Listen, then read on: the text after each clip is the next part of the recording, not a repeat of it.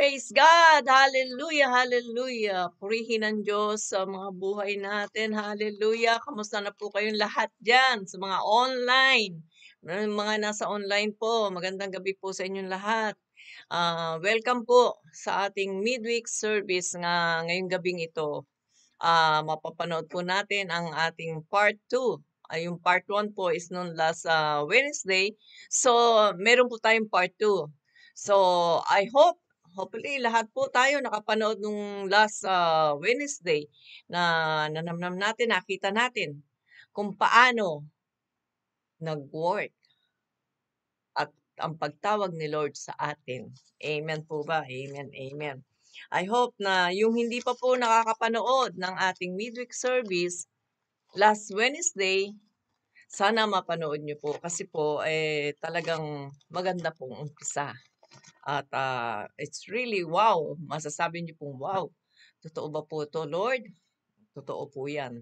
Yan po ay tunay na nangyari sa buhay ng ating kapatiran na sa ngayon naninirahan po sa Japan. At talagang ginamit po siya ni Lord. Tinawag siya, kinuha siya dito, dinala, pinakita sa kanya kung ano ang magiging buhay niya in the future. So, sumunod po siya. Yan po ang pinakamahalaga doon, ang pagsunod. Pagsunod natin kung ano ang calling natin. Amen po ba?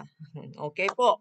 At talagang napaka-interesting na it's a unique calling ang nangyari po sa kanya. Pero tunghayan po natin at panoorin po natin muli ang part 2 nito. At bago po dyan, mag-ano po muna tayo, mag-pray po muna tayo. Okay po? Okay po, let's bow our head. Pasalamat po tayo kay Lord. Father God, good evening po. Thank you so much, Father God, for this time again, O Lord God, na nandito po kami para manalangin, tumawag sa iyo, at magpasalamat ng marami, Father God, na muli dinala mo kami dito sa aming midweek service, O Lord God. Father God, maraming salamat po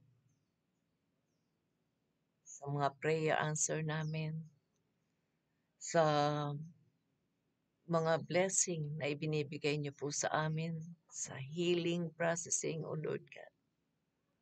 Lord, isinusurrender po namin ang aming mga sarili ngayong gabing ito, O Lord God. Ikaw po ang manguna, O Holy Spirit, hallelujah. Ikaw po ang mag-lead sa amin, O Lord God. Bigyan mo po kami ng puso at pag-iisip at open ears, O Lord God, na maintindihan namin kung ano po talaga ang message mo, na maunawaan namin kung paano na ang bawat isa sa aming lahat, O Lord God, na tinawag mo to be your disciple para sa kingdom mo, Father God. Lord, give us a good ears, open heart and mind and soul, O Lord God. Walang papasok, nire-review ko po ang mga disturbance. Walang papasok po na hindi maganda sa aming isip habang kami po'y nanonood nitong part 2 kung paano nyo po binago, kung paano nyo po inalis sa pagiging Miss World ang aming kapatirang ito, Lord God, ang aming sister. Father God, we're so blessed because you are a real God, a true God, and a living God. Thank you, Holy Spirit, for the guidance and direction. Thank you, Holy Spirit, for always here to guide us, to talk to us. Thank you, my Lord God Jesus. Open our ears, our eye, sa panonood at pakikinig nito, O Lord God. Sa mga bago o sa mga dating kapatiran na po, O Lord God, sa mga new na makikinig ngayon, O Lord God, touch them, Father God, and may your will will be done for them, O Lord God. In Jesus' name I pray.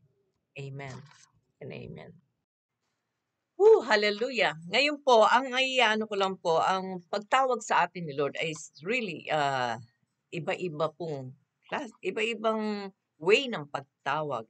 Tinawag po tayo ng individually, isa-isa. Ngayon po. Ang ano ko po dito, ang point ko po doon sa unang part 1 natin, yung willingness din po ng kahit nagda-doubt po yung pastor, pero sumunod po siya sa Holy Spirit. Di po ba? Amen po ba yun? Yun ang ano yung ang point ko po doon isa, wow, talagang sinunod ni Pastor Yosida yung utos ng Holy Spirit sa kanya. Talagang hinabol niya itong aking BFF po. At yung pangalawa naman po is talagang prayer is the best po. Ang prayer po ng isang pamilya o isang nagmamahal sa minamahal niya is a good essential po sa ating Diyos na Ama. Yung pong pag-prayer ang mabisa po sa atin. Okay po? So, makinig na po tayo. Ako po, I'm so super excited po ako mapanood uli ito at mapanood, mapakinggan, manamnam ko pong muli kung paano po tayo talaga itinawag ng Diyos. Here we are! Okay po! Okay, kanina na sabi mo na sabi ng pastor na narinig ng pastor ang sabi ng Holy Spirit na habulin mo yung babae niyan. Curious lang ako kung ano nangyari. Kung paano nasunod ng Ano pastor. nang nangyari after nun? Yeah, after that, ano na nangyari. Ayun na nga, after nun, nung natrans ako, Yeah. nabago na talaga, parang 180 degrees, everything changed, yung Mhm. values ko sa buhay, yung pananaw ko sa buhay, Oo. yung ka-live-in ko noon na 10 years kong ka-live-in, Mm-mm. tingin ko hindi na siya, ayoko na sa kanya, gusto ko nang umalis doon sa lugar na yun. And then, umalis nga ako, remember, di ba, tumakas ako. Oo. Oo. And it was not an easy thing to do. What I did was easy. Tumakas ako, di ba, nag-stay ako sa iyo, tinago ako ng pastor kasi hinahabol ako ng ex ko, ganyan-ganyan. But during those time, na-met ko yung husband ko ngayon, no? Oo. And yun, siya yung hiningi ko sa Lord na bigyan ako ng angel. Yeah. Oo. So, siya yung dumating na angel na pinadala ng Lord na pangasawa ko ngayon na in a very whirlwind type of romance, no? Oo. Saglit ko lang siya nakilala, naging serious siya sa akin, no? He was already engaged to be married sa isang Haponesa, pero nabago lahat yung binago lahat ng Lord yun, no? So, sa madalit salita, ang gusto ng Lord, kaming dalawa ang napangyari, no? Oo. Siya talaga yung angel na binigyan. Oo. And yun sa mga times na talagang I was so desperate to run away from my ex-boyfriend, no? Oo, na gusto ko na mabago talaga. Si Pastor Yosida, si Pastor talaga ang kumupkop at saka ikaw ang kumupkop sa akin, no? Remember, di ba? Sasakalin na nga ako ng ex ko. Oo. Papatayin ako talaga. Papatayin ka talaga. Oo, papatayin niya ako talaga kasi ayaw niyang pakawalan ako talaga. Mamatay na lang daw kaming pareho. Tapos magsusuicide siya, di ba? Remember? In your kitchen, di ba? Hawak niya yung kutsilyo, sasaksakin niya yung sarili niya, either ako o siya, sasaksakin niya. Yung kutsilyo na hati sa gitna, di ba? Tumalsik yung portion ng kutsilyo na may talim ang naiwan sa kanya. Natakot siya, di ba? Umalis siyang bigla. So, comedy pa nga yun eh. Natatandaan mo? Yes. Sabi mo sa kanya, tatawag ako ng pulis sa Nihongo. Tatawag ako ng pulis. Bakit ka nang gugulo dito? Sabi niya, Tapos ang sagot niya sa'yo, sige, tumawag ka ng pulis. Tapos kinuha mo yung telepono. Wala pa cellphone noon eh. Diba? Telephone pa. Tapos dadayal ka sana. Naalala mo, hindi mo alam telephone number ng pulis. Sabi mo sa kanya, yung i-report mo sa pulis na tao, sabi mo, anong telephone number ng pulis? Siya pa nagturo sa iyo. Diba? Oo. Pero ini-stop din niya. Oo. Sabi niya, aalis na ako. Huwag na kayo tumawag ng police. Okay. And that was the last time na nakita ko siya. Pero he did not stop anyway. Marami pa. Marami pang pangyayari. Kung gusto niyo malaman yun, another interview na naman po ito. Pero sa ngayon po, ano ang nangyari after that na talagang binigyan kayo ni Lord ng angel, na ipagpatuloy niyo po ba ang pagiging servants niyo kay Lord? Yes. Natuloy na po ba? Yes. No, so, ano na po nangyari as of now? Ang nangyari, no, bago kami, so, nag-propose yung husband ko sa akin, no, gusto niya magpakasal kami, and then, aalis kami ng Kurume kasi nga andito yung ex ko, wanted kami, no, maguguluhin kami.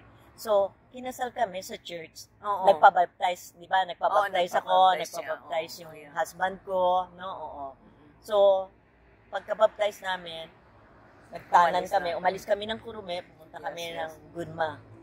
We lived there for 3 years. And pagdating namin sa Gunma, naghanap ako ng church na malapit na papuntahan ko. And then, dun sa church na yun, it was an international church na naka-inspire sa akin kasi may interpreter sila, ganyan-ganyan. So, I didn't know na may plano na pala ang Diyos, kaya pala ako dinala dun sa church na yun para ma-learn ko paano pag-i-interpret. Binubiyahe ko pa yun isang oras yun. Bago-bago pa lang nagmamali. Layo. No. So, anyway, part pa rin pala ng plan ng Lord yan na ma-expose ako sa ganong international church kasi yung babalikan kong Kurume Bethel Christ Church, gagawing international church. At ang ministry ko ngayon is interpreter. Isa sa ministry ko. No? So anyway, after 3 years, no, pinauwi na kami ng parents niya, tinanggap na ako ng parents niya, bumalik na kami sa Kurume. Pagbalik, di ba, sa'yo kaagad ako pumunta, tapos makita ako ulit ako kila pastor. Tapos ngayon, nagsuggest ako kay Pastor Yoshida na gusto kong magturo ng Nihongo, no? Kasi nag-aral na ako ng Nihongo. Gusto kong magturo ng Nihongo sa mga Pilipinos, no? Para, pang ano din yun, pang tawag din ng mga souls, no? Para ilapit kay Jesus, no? So, yun yung unang-unang ministry ko. Sa church, diba? Diba? Nagtuturo ako ng Nihongo. Tapos, every Sunday, nasa church na ako. Hindi na ako nagtatrabaho di ba? Di ba? Ikaw na ngayon hinahabol ko. Ako na ngayon nagtuturbel sa bahay mo. Pinagtataguan ko yan. Yung ginawa ko kay Pastor Yoshida, ginagawa niya yun sa akin, no? So, yun, no? So, siya na ngayon diniturbel ko. So anyway, naging ano na ako, lumalim na ako, hindi naman masyadong malalim, pero serious na ako. Na-experience ko na yung power ng Diyos. And then, konti pa lang tayo noon di ba? Ikaw pasulput-sulput sa church, di ba? Tapos, napasok ako sa worship ministry, no? So, pag may mga Pilipina, tumatayo na akong pakonti-konting interpreter as an interpreter, no? So, hanggang sa nagkaroon ng vision yung senior pastor, si Pastor Yoshida, na magtayo ng church, yung church natin ngayon, di ba? Yung church natin yung nag-exist ngayon. So, nung time na yun, yung church natin, 30 lang tayo 30 lang tayo nun on and off pa yun, di ba? Tapos ngayon, dun sa vision, pinapatayo is malaki, parang triple nung laki nung church dati. So ngayon, may mga church members na nag-question, 30 lang tayo, bakit natin kakailanganin ng malaking church? So, pero isa tayo doon sa porsigido na hindi, pararamihin ng Lord yung yung miyembro nito, di ba, humingi pa nga tayo ng mga signatories kasi against yung mga kapitbahay, yung mga neighbors doon sa kasi may kulto-kultong nauso nung time na yun So, well, anyway, sino ba naman makaka-stop sa plano ng Diyos? Di ba? Wala, no? So, ayun, tinayo na yung bagong church, ibang testimony pa rin yun. Ayun, dumating na yung husband mo ngayon as one of the volunteer workers, no? Na para mag-build ng church. Tapos ayun, doon mga na siya nakilala. Tapos dumating din. Okay, isa na lang pong tanong. Paano mo malalaman o ma-discern na ang calling mo? Ito pala yung calling mo. Ito pala yung calling mo or ito pala ang plan ni Lord sa iyo. Paano malalaman yun? Like me, for example, ang unang-una kong naging ministry is, yun na nga, yung magturo ng Nihongo. no? Kasi pinapag-aral ako. Mali pa ako talaga, mahilig na ako mag-aral ng mga languages, ganyan, no? So, nakapagturo ako ng Nihongo. Tapos, yun na nga, interpreter. Pero, ang una ko talagang ministry as a church member is yung worship leader. Oo, worship leader. Di ba nga, unang punta ko sa Japan as a singer. Hindi ako kagalingang kumanta. No? Oo. Pero, gusto kong kumanta. Din di ba gusto mong kumanta, ayaw lang ka sa'yo. Okay. Diba? So, anyway, gusto nating sumaya, gusto nating kumanta. Kaya nga tayo bumiyahe ng Japan as an entertainer, di ba? Tapos yung pala sa church, mayroong worship ministry na tinatawag. Pwede ka rin pala magsayaw doon sa church. Diba? Sa worship.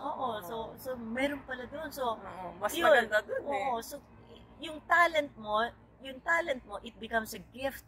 Or, Amen. I would say na, gifted ka na, akala mo talent yun. Hindi pala. Yun pala. Gift pala yun. Gift pala yun. Kagaya ko, galing-galing mong magligpit, ang galing-galing mong mag-organize sa mga gamit-gamit. Tingnan mo, yun ang ministry mo ngayon sa Hawaii. Di ba? Organizer. Di ba? So yun eh. Una, hanapin mo muna, ano bang passion ko? Ano bang bagay na kaya kong gawin? No? Hindi lang yung gusto mong gawin, kundi kaya kong gawin na masaya ko, na confident akong gawin ko. Doon ka mag-start. Ngayon, kung wala ka talaga nun, tapos Lord. No? Imposibleng wala kasi lahat dinidistributan ng Lord ng gift. No? Lahat tayo may gift. Lahat tayo meron eh. Kaya, i-reveal sa'yo ng Holy Spirit yan kung anong gift. Ngayon, minsan kasi ang isang church, ang dami ng mga workers, no? Ang dami ng mga ministry group, no? So, parang nahihirapan kang pumasok. So, pag nalilito ka pa, kung saan ka papasok, alam mo, ako ina-advise ko sa iba, ano ang need ng church? Saan may need ang church? That's a nice. Saan may need ang church? No? Good question. Gusto mo, magaling kang kumanta, kaya lang, dami ng nasa worship team, di ba? Worship ministry. So, walang opening ngayon doon, di ka makapasok doon. So, it does it mean na huwag ka na mag-ministry? Hindi, no? So, pag wala kang mapasukan, hanap ka. Ano pa ba ang need ng church? Baka pwede akong maggawa ng bagong ministry. Kailangan pala nilang ang laki-laki ng church nyo, walang basurero or walang tagaligpit ng mga kalat. Di ba? Yun ang or wala sa lost and found, walang nakakapulot tapos itatabi yung mga gano'n. Wala, ikaw, matyaga ka palang mamulot ng mga kalat-kalat. Ayaw mo pala ng makalat. Matyaga ka, sakto, doon ka. Yeah, exactly. Di ba? Oo. Cleaning ministry, you begin from humble mo muna. Sa mababa muna tayo. Huwag ka muna doon sa taas ng stage, sa baba ka lang muna. Yes. Ako hindi ko iniwanan yung mababa kong ministry. Alam mo kung ano yan? Naglilinis ng toilet. Yes. Hanggang ngayon, naglilinis ako ng toilet. 30 years na ako sa church. Naglilinis ako. Sabi ng mga anak-anak ko, Ma, kami na dyan, huwag ka na dyan. Ay, bakit niyo ako aalisin dito? Pag naglilinis ako, lalo ko na-appreciate ang Lord. Nalilinis ko ang toilet ng tahanan ng Lord. But, hanap ko yung iba niyang binis na akin ito. Amen. So, hanap ka lang kung saan may need ng worker ang church. I'm sure na may papakita sa iyo ang Holy Spirit. Amen. Doon ka, umpisa ka doon. And then, pagbutihin mo yung ginagawa mo. Huwag mong tignan na maliit yung ginagawa mo. Kasi hodang hindi ka napapansin, ang Lord nakatingin sa'yo. Amen. Yung kailangang i-display na gusto ang gift. Basta yung heart mo is willing na mag-serve sa Kanya. That is ministry. That's a ministry. Okay, thank you po so much sa gabi nito at talagang pauna na po, andito kami sa Starbucks. Wala po kasi kami mapuntahang iba. So, thank you and have a blessed evening po sa lahat. Tapos ngayon, yung gusto kong mag-ministry work talaga, gusto ko talaga mag-win ng souls para sa Lord during that time. Kasi hindi naman ako nagtatrabaho. No? So, talagang marami akong free time para sanang paglilingkod sa Lord. So, gusto kong mag-share ng Word of God. Kaya lang nga, hindi naman ako nag-aral sa Bible school. So, wala akong confidence na magturo.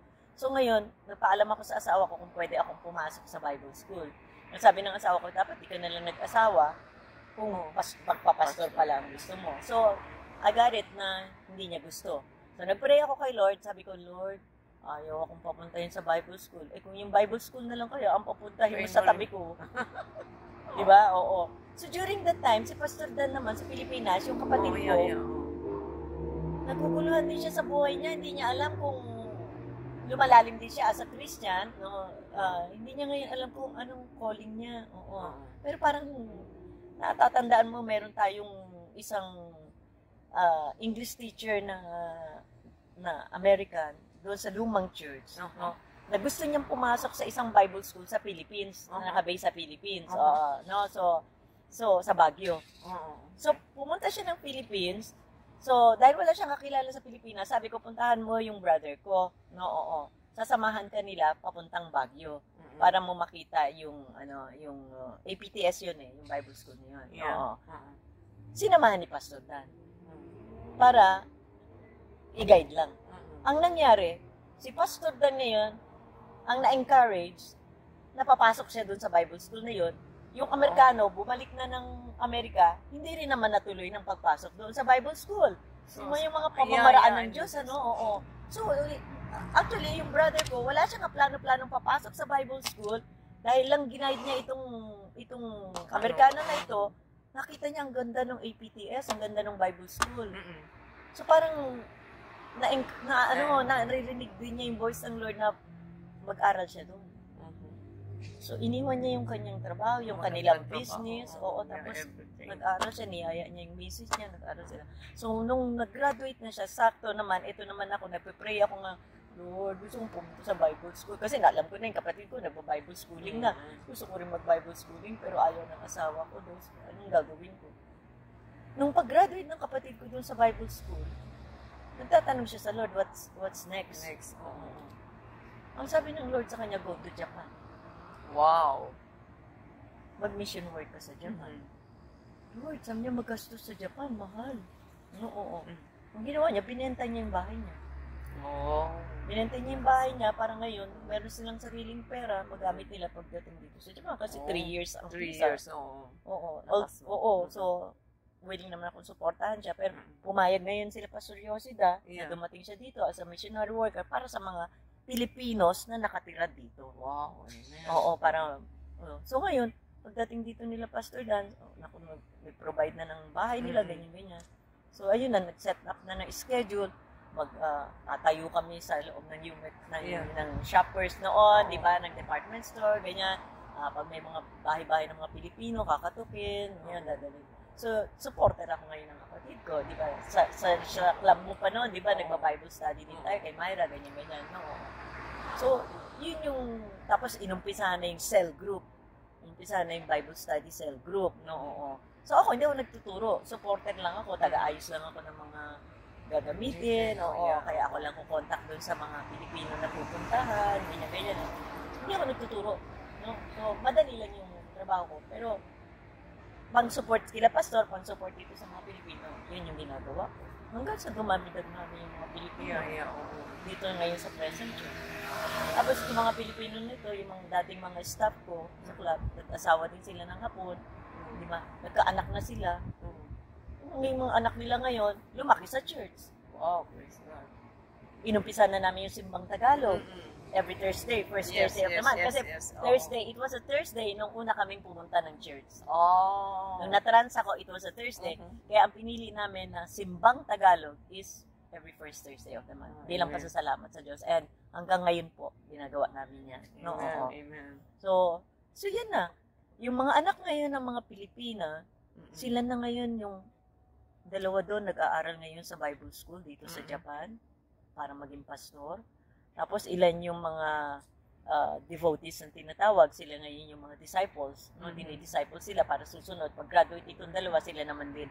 May mga kasunod na. Oh, wow. Praise Oo. God. Kaya may mga second, third, fourth, hanggang fourth generation na mga yun. Yeah. nag-dedicate na ng kanilang mga buhay Amen, para sa amen. paglilingkod sa Lord. Kaya ito yung, malagay ko, ito yung sinasabi ng Holy Spirit kay Pastor Yoshida na habulin mo yung babaeng yan kasi gagamitin ko siya. So, it started from me. Yung grupo ng Pilipino.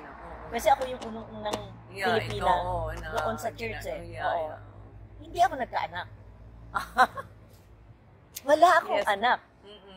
Wala akong lahi na susunod sa akin. Kaya Pero ikaw lang talaga. Oo, Yun ang plano din ng Lord yun. Pero yung mga anakan ko, yung mga staff ko nung nasa club pa ako, sila ngayon yung may mga anak.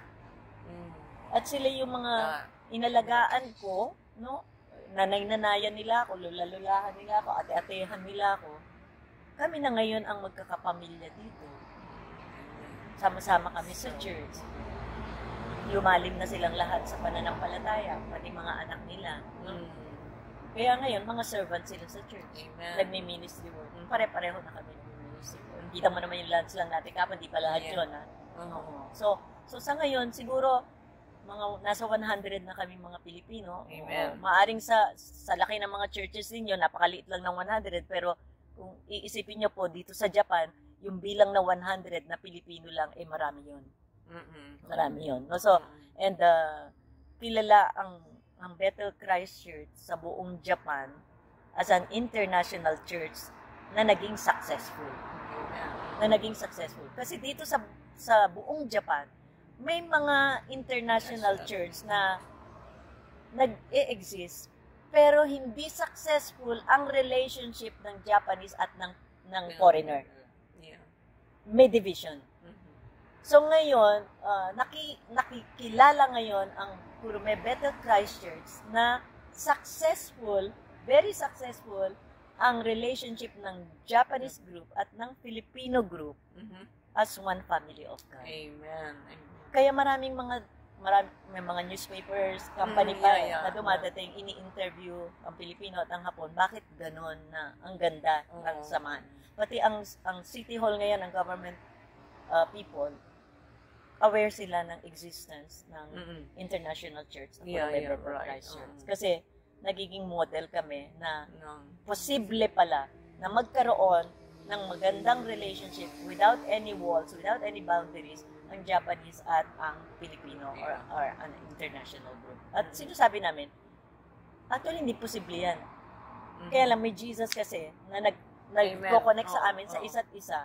Yung Word of God and yung Holy Spirit, yun yung nagko-connect sa amin sa isa't isa. Kaya nagiging successful yung relationship namin as an international church. Pero sa una di ba, tatandaan mo naman yun, parang yung mga Hapon, aloof sila sa atin. Yes. Parang takot sila sa atin no? Parang pakiramdam nila, aagawin natin yung building nila sa kanila, aagawin natin yung faith nila sa Lord. No? Parang ganun ang treatment nila sa atin Hindi nila tayo masyadong pinagtitiwalaan di ba? Medyo cold sila.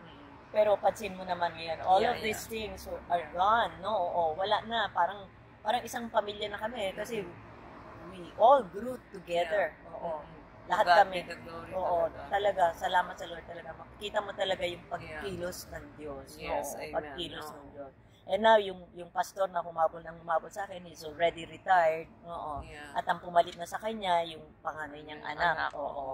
Na siya na ngayon ang pastor. But, yung samahan pa rin namin, kahit na ibang henerasyon na ito, at yung mga naglilid na ngayon din dito sa church is ibang henerasyon na rin. But still, makikita mo ando dun yung pinag-ugatan. Dito nagsimula yung symbol ng yes, and it is still growing. Growing fruitfully. Makikita mo yung bunga. Tsaka makikita mo talaga yung relationship ng bawat isa is talagang, it's a family. It's a family of Christ. It's really a big church. No? Kaya talaga salamat sa Lord kasi doon makikita na buhay na buhay. Amen. Buhay na buhay ang Lord. Buhay na buhay ang Lord. Really, God is working to each everyone. Yes. And may mga na may mga na-disciples na rin ako, no, from being a Bible teacher, na kahit na hindi ako graduate sa isang Bible school, no, habag ng Diyos at kapangyarihan ng Diyos, no. So, may mga na-disciple na rin ako, na sila na rin ngayon mga leaders, no. May mga hawak na rin sila mga cell groups, na sila na rin ang mga nagtuturo. And meron pa kami mga iba pang mga dinidisciple pa din. So, continuously, and amazingly, ngayon kasi kahit na yung mga nasa ibang churches na Catholic group, di ba? Makita mo naman uma-attend sila. Kami hindi kami pupunta sa Catholic church, no? Pero yung mga taga-Catholic church, nagugustuhan nila yung pupunta sila. Pupunta sila ngayon. No? So, yes. No? So, pinapakita lang naman namin na hindi sa relihiyon na liligtas ang tao, kundi sa tamang relasyon kay Kristo. Amen. So, maganda yung relationship namin with everybody. No? Trying our best. Na ipakita si Kristo sa lahat. Ang love. So, yun yung naging umpisa, and ito ngayon yung present ko, no? Kahit na nagkakaedad na at may mga na-disciple na, sabi ko nga kay Lord, Lord, meron pa akong isang request, sana pakinggan mo. No, if ever, Lord, na pahihintulutan mo, gusto ko, Lord, tatayo pa ako kahit na for the last time sa stage para mag-worship sa iyo as a worship leader. Kasi yun yung unang-unang kong ministry, isang worship leader. Gusto ko pa rin tumayo as a worship leader pag 90 years old. Sabi ko, Lord, pag 90 ako, pag 90 years old na ako, kahit mabagal na ako kumanta, gusto ko, Lord, tatayo ako as a worship leader. Sana, Lord, bigay mo sa akin. So, looking forward ako to. So, nagpaalam na ako kay Pastor Isay. 90 years old. Pastor, pag 90 years old na ako, payagan mo akong tumayo sa stage para mag-worship. Iyo, kung buhay pa ako noon, sabi niya, bubuhayin ka ng Lord. Kasi bubuhayin pa niya ako, bata ka pa noon. Para lang ako makapag-worship din sa Kanya. Yun yung gusto kong final ministry ko. Iyo, sabi naman ni Pastor. Okay, sabi naman ni Pastor. No? So, that's my life testimony. So, as a servant or disciple of God, what do you think? What advice you can give for somebody?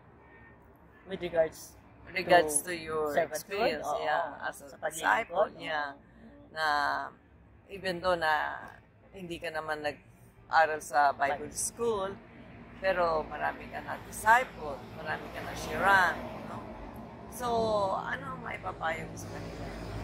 Sa mga nag-uumpisa. Alam mo, I remember yung isang disciple ko, no, Bible teacher na rin siya. So, one time, sabi niya, after siya magturo, sabi niya, sabi niya, i-correct mo naman ako, sabi niya, mag-comment ka naman sa akin sa pagtuturo ko, sabi niya, okay ba, sabi niya. Tapos, ang sabi ko sa kanya, alam mo sis, alam mo na, sabi ko, hindi ito contest or na kailangan gradean, no? Ang paglilingkod sa Lord, hindi ganyan Oo. And as a Bible teacher, hindi tayo ina-expect ng Lord na maging perfect tayo. Right. Pero pareho tayo hindi aral sa Bible school. Love lang natin sa Lord. Obedience natin. Passion for the Word of God. Yun yung nagdala sa atin para tayo continuously magamit ng Lord para sa pagtuturo. No? Kasi kung ang gusto ng Lord, yung teacher talaga, yung magaling magturo, well-versed talaga sa Bible, schooled na Bible teacher, hindi niya tayo tatawagin. Kasi alam niya, hindi tayo yun. Pero bakit tayo pinili? You're a choice. Pinili niya tayo. Meron siyang nakita sa atin. Meron siyang nakita sa atin at meron siyang ginagawa sa atin. So, kaya niya tayong gawin, kaya niya tayong ayusin to become the type of servant na gusto ng Lord. Amen. Pero sabi ko, alam mo, ang the best teacher, pinakamagandang teacher ng Bible, is yung naipapamuhay niya yung tinuturo. Amen. Totoo po yan. Kasi kahit kaanong memorize mo ang mga Bible verses. Exactly. Pero yung mga minemorize mo mga verses yan, hindi mo ginagamit sa personal mong buhay, wala kang application, iba ka. Pag nagtuturo ka, iba ka sa personal life mo. Walang Useless lang. Walang kwenta. Yeah. Pero kahit hindi mo i-present na maganda, you continue to become humble, then ikaw mismo, nung piniprepare mo, yung ituturo mo, ikaw mismo ang unang natuto, at ikaw na mismo ang unang nagbago, ikaw na mismo ang unang magpapamuhay nung ituturo mo or nung itinuturo mo. Good yan sa Lord. Amen. Good yan sa Lord. Kaya hindi kita kukomenta, hindi kita degradean. Pamuhay mo yung tinuturo mo. Amen. At hindi mahalaga kung anong sasabihin ng tao, kung ano iisip ng mga tinuturuan mo. Ang mahalaga, yung personal relationship. Yung intimacy mo kay Lord. Ang piniplease natin ang Diyos. Yes. Sinusunod natin. Hindi natin piniplease ang mga tao na kung paano ang ipiplease natin. Kasi ang pagtuturo o pag-disciple is yung para kay Lord yun eh. Hindi ang ating sarili. Kundi si Lord ang itinataas natin. Kailangan palagi natin siyang uunahin. Right? Saka hindi atin yung mga tao sa Lord yan. Sa Lord. Magtatanim lang tayo, magpuput lang tayo ng seed. So, inutusan lang tayo. Pinapagawa Sunod sa atin, lang. hindi gagawin lang natin. Amen. And then ngayon, kung tatanggapin nila, o hindi, nasa sa kanila. Nasa Nasa kay Lord pag-ibig na na yun. ng Lord yan. No? So, yun, sabi mo, and then na-learn naman niya. So, ngayon, confident na siya, masaya na siya. Hindi na siya yung nininervous kasi gusto niya after niya magturo, siya yung pupurihin. No, hindi naman na. So, kasi prideful yun pagka ang tinataas mo is yung sarili mo. so, Kailangan talaga being humble. try mo lang yung heart mo na makita sa iyo yung best model ng tinuturo mo. Yeah. Papamuhay mo. Yeah. Papamuhay mo. Kung ano yung pamuhay mo, yun ang maituturo mo. Makikita mo sa mga tao kung paano ang pagpapamuhay. Kasi ikaw ang buhay. Yeah. Okay. Okay po. Ngayon po, Sister Lane, may tanong lang po ako kung ano po ang favorite verses niyo sa Bible na talagang pinangahawakan niyo po. Na talagang you believe in these verses na talagang ito po ang nag-lead sa inyo na talagang to be continued to follow what's God's will and what's God's plans for your life. Well, maraming verses pero parang para sa Pinaka-favorite niyo. Romans 8:28, no? Oh, wow. Romans 8:28 na in all things God will work for the good of those who love God, who has been called according to His purpose. Amen. So yun yung life verse para sa akin na yung pagkakapunta ko dito sa Japan, it was all God's purpose. No? May purpose lahat yun. Yung mga nangyari sa buhay ko, mga bagay-bagay, mga sitwasyon hanggang ngayon, part yan ng God's plan, God's purpose, and it will work for the good of those who love God. Hindi lang ako, kundi lahat ng mga taong konektado tayo eh. Konektado tayo. So, hindi lang isang taong involved dyan. So, kaya ngayon, pag may mga situations, whether difficult situations, minsan unbearable situations, na parang suffering situations, no? Iniisip ko lang ang Romans 8:28. Isa ito dun sa sinasabing in all things, no? Isa to dun sa in all things, no? Kumikilos na naman ang Diyos, no? Kumikilos na naman siyang sa buhay ko at may purpose ito, Lord. Kaya sige lang, Lord, sige lang. Thank you, ini-involve mo ko dun sa purpose mo. I'm so blessed na I'm a part of that plan. Tinawag mo ako para dyan sa purpose niya. May yoga. Amen. Amen. Okay, isa na lang pong tanong. Paano mo malalaman o ma-discern na ang calling mo? Ito pala yung calling mo. Ito pala yung calling mo or ito pala ang plan ni Lord sa iyo. Paano mo malalaman yun? Like me, for example, ang unang-una kong naging ministry is, yun na nga, yung magturo ng Nihongo, no? Kasi pinapag-aral ako. mali pa ako talaga, mahilig na ako mag-aral ng mga languages, ganyan, no. So, nakapagturo ako ng Nihongo. Tapos, yun na nga, interpreter. Pero, ang una ko talagang ministry as a church member is yung worship leader. Oo, worship leader. Di ba nga, unang punta ko sa Japan as a singer. Hindi ako kagalingang kumanta. No? Oo. Pero, gusto kong kumanta. Din di ba gusto mong kumanta, ayaw lang kanta sa'yo. Diba? So, anyway, gusto nating sumaya, gusto nating kumanta. Kaya nga tayo bumiyay ng Japan as an entertainer, diba? Tapos yung pala sa church, mayroong worship ministry na tinatawag. Pwede ka rin pala magsayaw doon sa church. Diba? Sa worship. So, meron pala doon. So, mas maganda doon so, yung talent mo, it becomes a gift. Or, Amen. I would say na, gifted ka na, akala mo talent yun. Hindi pala. Yun pala. Gift pala yun. Gift pala yun. Kagaya ko, galing-galing mong magligpit, ang galing-galing mong mag-organize ng mga gamit-gamit. Tingnan mo, yun ang ministry mo ngayon sa Hawaii. Diba? Organizer. Diba? So yun eh. Una, hanapin mo muna, ano bang passion ko? Ano bang bagay na kaya kong gawin? No? Hindi lang yung gusto mong gawin, kundi kaya kong gawin na masaya ko, na confident akong gawin ko. Doon ka mag-start. Ngayon, kung wala ka talaga nun, tapos Lord. No? Imposibleng wala kasi lahat dinidistributan ng Lord ng gift. No? Lahat tayo may gift. Lahat tayo meron eh. Kaya, i-reveal sa'yo ng Holy Spirit yan kung anong gift. Ngayon, minsan kasi ang isang church, ang dami ng mga workers, no? Ang dami ng mga ministry group, no? So, parang nahihirapan kang pumasok. So, pag nalilito ka pa, kung saan ka papasok, alam mo, ako ina-advise ko sa iba, ano ang need ng church? Saan may need ang church? That's a nice. Saan may need ang church? No? Good question. Gusto mo, magaling kang kumanta, kaya lang, dami ng nasa worship team, di ba? Worship ministry. So, walang opening ngayon doon, hindi ka makapasok doon. So, it doesn't mean na huwag ka na mag-ministry. Hindi, no?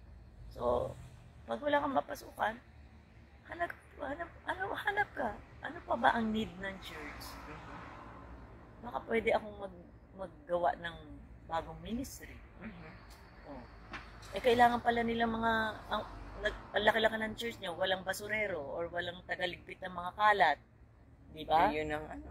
Or wala sa lost and found, walang nakakapulot tapos itatabi yung mga gano'n. Wala, ikaw, matyaga ka palang mamulot ng mga kalat-kalat. Ayaw mo pala ng makalat. Matyaga ka, sakto, doon ka. Yeah, exactly. Di ba? Oo. Cleaning ministry, you begin from humble mo muna. Sa mababa muna tayo. Huwag ka muna doon sa taas ng stage, sa baba ka lang muna. Yes. Ako hindi ko iniwanan yung mababa kong ministry. Alam mo kung ano yan? Naglilinis ng toilet. Yes. Hanggang ngayon, naglilinis ako ng toilet. 30 years na ako sa church.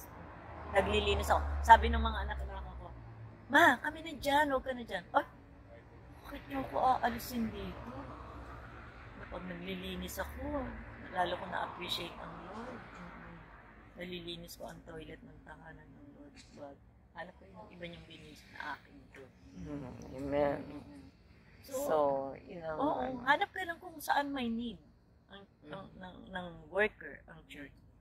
I'm sure na may papakita sa iyo ang Holy Spirit. Amen. Doon ka, umpisa ka doon. And then, pagbutihin mo yung ginagawa mo. Huwag mong tignan na maliit yung ginagawa mo. Kasi hodang hindi ka napapansin, ang Lord nakatingin sa'yo. Amen. Yung kailangang i-display na gusto ang gift. Basta yung heart mo is willing na mag-serve sa Kanya. That is ministry. That's a ministry. Okay, thank you po so much sa gabi nito at talagang pauna na po, andito kami sa Starbucks. Wala po kasi kami mapuntahang iba. So, thank you and have a blessed evening po sa lahat. Hallelujah! Wow! Hope na may na-learn po tayo kung paano tayo makasunod sa calling ng Diyos sa ating lahat. Marami pong way ng calling sa ating lahat. May iba't ibang kaparaanan or ways ng pagtawag sa ating lahat. Maybe some of you, you have the same calling. Kaya po, the same story na nangyari sa inyo when Jesus called you and serve Him for His kingdom. Amen po ba? Andito na po tayo sa ating conclusion. May conclusion po. Ang masasabi ko lang po is don't be ashamed to share your story and let others to know who you are before and how God's called you, kung paano kayo tinawag ng Diyos and use you for His kingdom. So, ready na po ba kayo? Are you ready na po sa mga calling nyo, sa pagtawag sa inyo ng Diyos? And you know what, brothers and sisters? The one who called us is faithful to His promise. He said that He will never, ever leave you or leave us, nor forsake you. Amen po ba? Kung meron po sa atin na na-feel na po, they need Jesus in their life. Sabayan po ninyo ako sa ating prayer, repentance. Repentance means ang paghingi ng tawad sa mga kasalanan na gawa natin. Amen po ba? Amen. Okay po. Ito po is pag-ask kay Lord na mamuhay sa atin. Okay, sabayan niyo po ako na, Dear Jesus, please forgive me sa lahat ng aking mga kasalanan sa iyo at sa mga tao. Please be the Lord of my life. Create me a new and clean heart. Renew my mind. Heal me from my past and I want to surrender myself to you alone. I need you, my Lord Jesus. Wash me. Hugasan niyo po ako ng iyong holy, precious blood. And I believe, I trust you as the Lord and Savior in Jesus' name. Now po, let us pray. Thank you, Father God. Thank you once again, O Lord, sa gabing ito. Thank you po sa napanood namin na I pray, O Lord God, na nagkaroon ng malaking impact sa amin. Ito kung nangyari sa aming kapatiran, O Lord God, kung paano mo siya tinawag, kung paano sumunod ang pastor, hinabol siya, hindi siya pinigil, kung paano niyo po ibinalik-balik siya sa Japan, O Lord God, kung paano po na nakipag-usap ka sa kanya, na pinakita mo sa kanya ang kanyang future, O Lord God, to be. Lord, itinataas ko po lahat ng tumawag sa iyo ngayon, lahat na nag-accept sa iyo as their Lord and Savior. Father God, ipakita niyo rin po sa kanila, O Lord God, kung ano ang kanilang calling for the future, O Lord God. Kung paano sila magiging servants mo, O Lord God, in the future. Lord, may kanya-kanya po kaming calling. Lahat po kami, O Lord God. Kahit na po tumanggap na po kami, meron po much better na plan ka sa amin kesa doon sa mga plano na ginagawa namin, Father God. Be the Lord and be the middle of our life through the Holy Spirit that always leading us, Father God. Lord, thank you so much. Marami pong salamat na ikaw ang aming Diyos na buhay. Opo, ang lahat sa amin, O Lord God.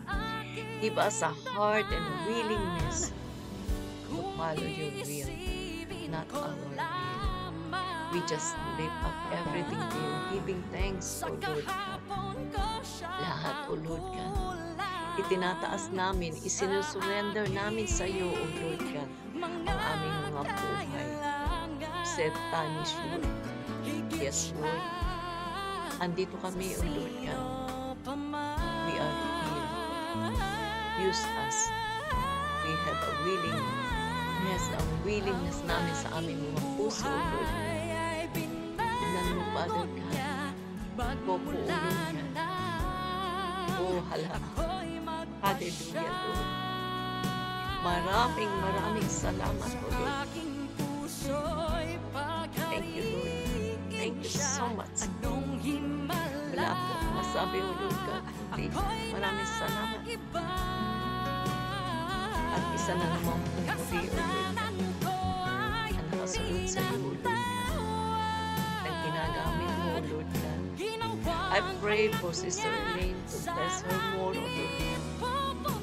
O Lord, patuloy mo siyang gamitin. Pati na po yun ang mga nasa paligid niya, O Lord God. Gamitin mo rin po silang lahat. Yung isa-isang pagtawag mo po sa kanila, O Lord God. Hindi lang po sa Japan, dito sa Pinas din po, sa Philippines, O Lord God. Even in all over the country, O Lord God. Gamitin niyo po lang, O Lord God. Thank you po, Panginoon. Thank you, my Lord God Jesus. Thank you for giving us a good years.